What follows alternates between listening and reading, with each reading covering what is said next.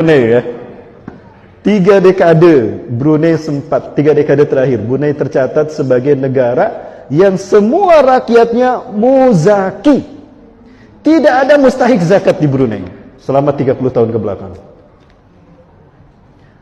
Ya, jadi ciri-ciri kiamat tidak ditemukannya orang yang menerima zakat sudah terjadi di Brunei.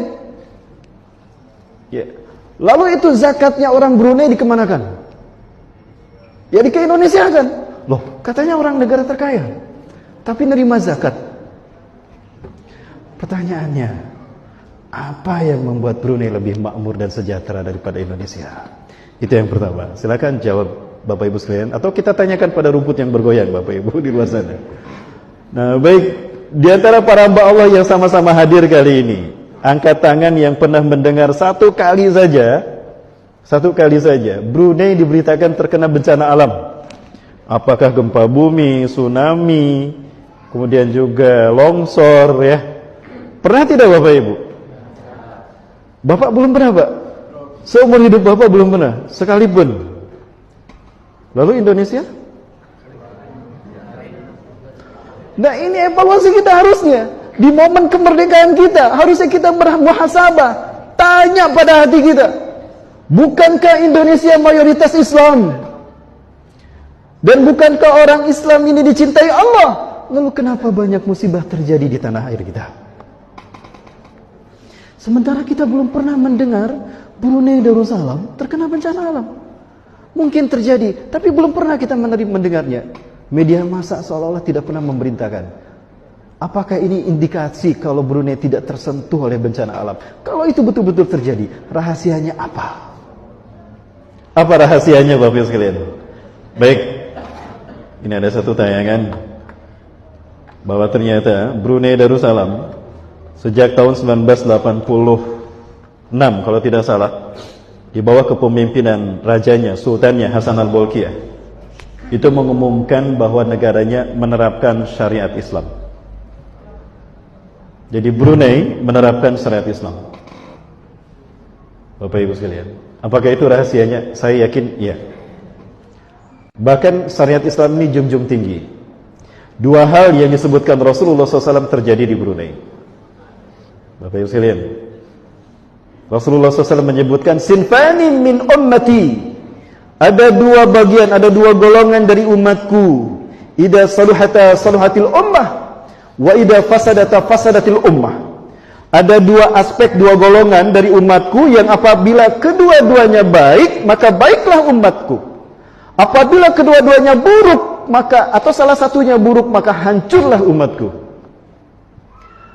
Al-umara'u wal ulama, pemimpin dan ulama. Nah, jika pemimpinnya ini taat kepada Allah, takut tunduk patuh kepada Allah, beriman kepada Allah dan hari akhir, cinta kepada Allah dan Rasulnya, taat pada Rasulnya, lalu dia cinta kepada rakyatnya, maka rakyat pun akan mencintainya. Nah, Allah turunkan berkah bagi negara itu. Walaupun negara itu kecil, walaupun negara itu miskin, tapi dia akan makmur sejahtera. Bapak Ibu, nah ini sesuai dengan hadis Rasulullah SAW. Inna Allah idza yuhibbu qauman atahumullahu amiran adilan yaqudu ummatahu ila ridwanillah wa salamatillah fayahyuna ummatuhum aw ummatuhu ya fil amin ya aminan wa salamatan biridwanillahi azza wa jalla fid dunya wa fil akhirah. Al hadis. Ini ada satu nas yang saya dapatkan seperti itu.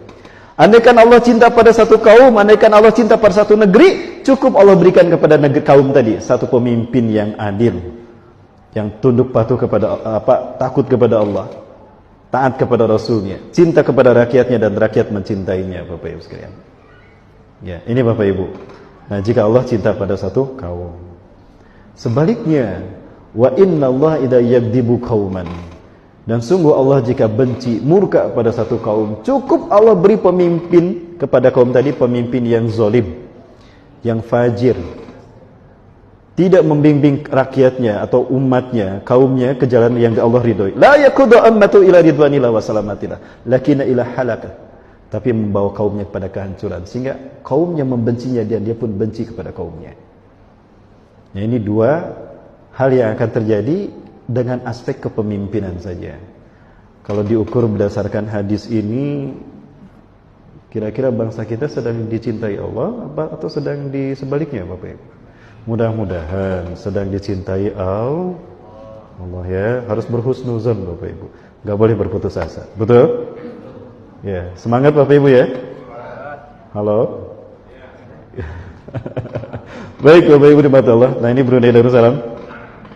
Pada tanggal 3 April 2019, Sultan Hasan al-Bolkiah mengumumkan bahwa negaranya resmi memberlakukan undang-undang baru untuk menghukum rajam pelaku seks bebas dan LGBT.